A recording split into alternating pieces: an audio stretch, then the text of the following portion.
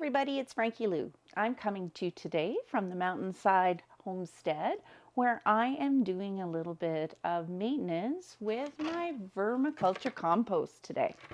So I'm a huge fan of vermiculture compost because it's also one of these things that you can do inside your house to do a little bit of composting, even in a small scale. If you don't have a big yard, if you don't have a homestead, you can still create vermiculture compost in your apartment if you want to, because it's one of those things that, if it's done properly, is actually really unobtrusive, doesn't smell bad, and you can create some wonderful nutrition even for your own houseplants or for a friend's garden if you don't have one yourself.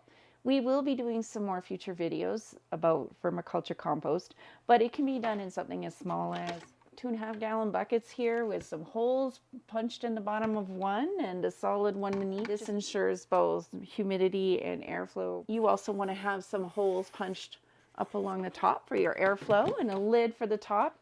With something like this, you could create a wonderful home for a nice little 1/2 pound of red wigglers, or you can create something large as well. And we'll go into more of that later, but right now I'm doing some maintenance.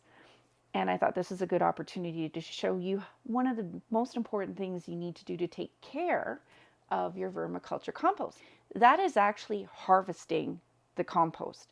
What happens when you're doing this, when you're using worms to create nutrition for your soil? They're basically going through eating the organic matter and the bedding that you've placed in there for them, and it's going through their gut. The bacteria in their gut is also just as important as the worms themselves for breaking it down and creating a more soluble nutrition for your plants. It's being broken down into finer components so that it's more easily absorbed by your plants. There's a lot more to it than that, but that's pretty much the simple approach to it. So basically, for my vermiculture compost that I do on a larger scale, what I find most effective and keeps them happiest and keeps them reproducing best is I actually use bedding from my rabbit coop. They love the mixture of the shredded straw, try saying that quickly a few times, and the rabbit manure, and they break it down. And within a short time, they're creating this wonderful stuff. As you can see, this has been mostly broken down. I am going to screen it as well, but this is rich, wonderful amendment that I can put into the soil to create a nice, healthy soil for my plants. And also it increases the biodiversity of the soil because I'm putting more of the bacteria from the gut of the worms in there. Baby worms are in that as well. It's a wonderful, wonderful amendment. And I could also create tea from it if I wanted to go further. As I said, we'll be doing lots of videos about this stuff. But for today, I just really wanted to show the harvesting part. So as I said, we've taken this and we've made this wonderful vermicompost, but it's full of worms. Now, that vermicompost, as it stands right now, is starting to become toxic to the worms themselves, because while it's good for our plants, hanging out in your own poop isn't really a very healthy way to live. So a lot of people recommend sifting and harvesting every 3 months. I try to do it every 2 to 2.5 months because I can see that this has mostly become, even as I do top it up and feed it continually, there's an awful lot of vermicompost in here now. I've probably created several pounds of it. So it's time to get my worms out of there so that they're not going to be toxified by their own waste. That makes sense, right? Now, a lot of people, and I've seen this done on the commercial level a lot, but it always kind of makes me feel, they screen the compost to get the worms out. And I've always found this to be a little bit harsh, because especially if you're pushing on the screen, because you're rolling those worms over the screen, and I find it quite a harsh prospect for my poor babies. I do baby them. I do love my worms, so I try to make their lives as nice as possible. I like to use their own behavior in order to make the harvesting of the vermicompost as less stressful as possible for them. This is what I do. I take all the contents that are within my vermicompost bucket and I place them in a nice tall bucket here. Worms do not have eyes, teeth, ears, or lungs, but they are extremely sensitive to light and they dislike it intensely. You'll notice every time that you open up your vermicompost that you'll see a lot of wiggling right at the surface because they're eating away at their, but as soon as the light hits, they dive down. They do not want to be exposed to light at all.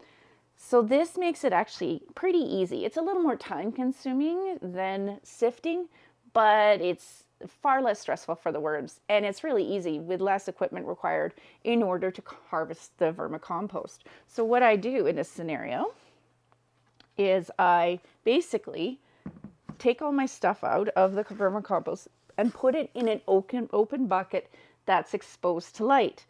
This is going to drive the worms down. And then I'm just simply going to start lifting it out. And then taking off the top layer of this wonderful, rich soil amendment.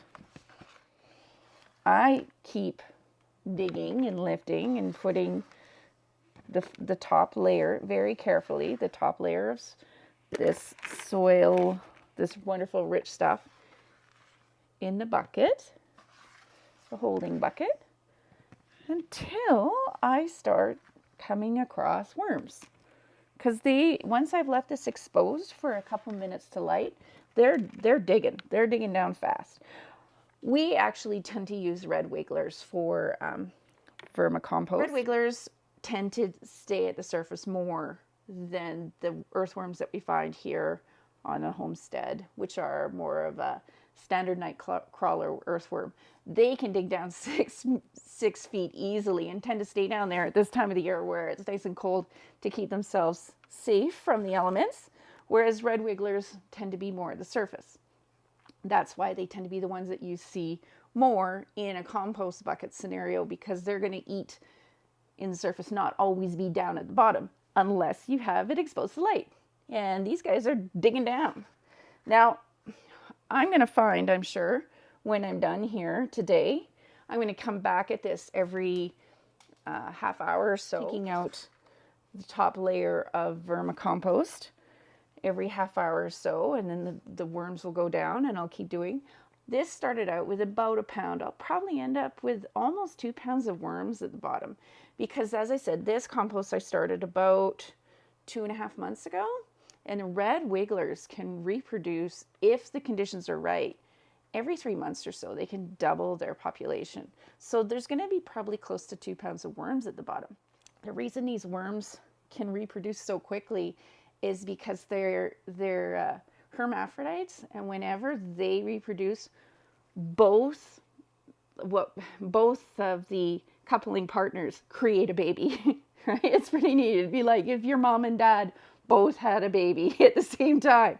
That's what worms do. And so they do reproduce rather quickly under their ideal conditions. And as I said, I've found that this bedding mix, they like all sorts of different things. We'll go more into that later in another video about maintaining and building your own vermiculture compost. It's pretty neat to see how quickly they can reproduce. All right. Just, they're very easy to care for. You got to make sure that you're feeding them the right stuff, and I'll go into that as well. And keeping it the right moisture levels, because they use their skin to breathe through. So if it's too wet or too dry, they can't breathe.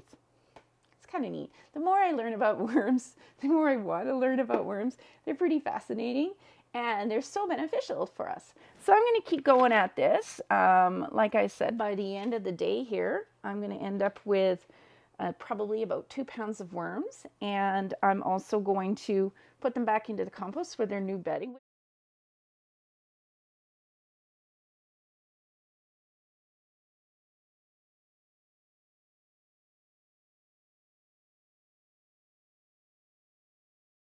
In terms of the bedding, you do want it to be quite moist, but not dripping wet. A squeezed wet sponge, that's kind of the perfect moisture level for them.